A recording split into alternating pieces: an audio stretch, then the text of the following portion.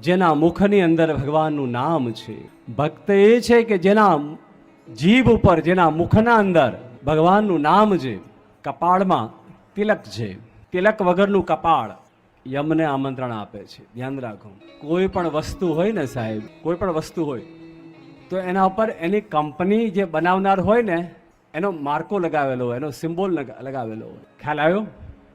કોઈ પણ વસ્તુ હોય તો એના પર સિક્કો મારેલો હોય કે આ કઈ કંપનીએ બનાવ્યો, જેથી ખબર પડે.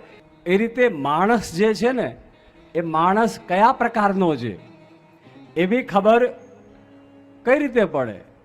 અને એમાં પણ કાળનો દૂત જ્યારે લેવા આવે ત્યારે આ જીવને નરકમાં નાખવો, સ્વર્ગમાં નાખવો, વૈકુંઠમાં લઈ જવો કે શિવલોકમાં લઈ જવો એવી ખબર કેવી રીતે પડે? એના માર્કા ઉપરથી. એનો સિક્કો એના પર મારેલો હોય.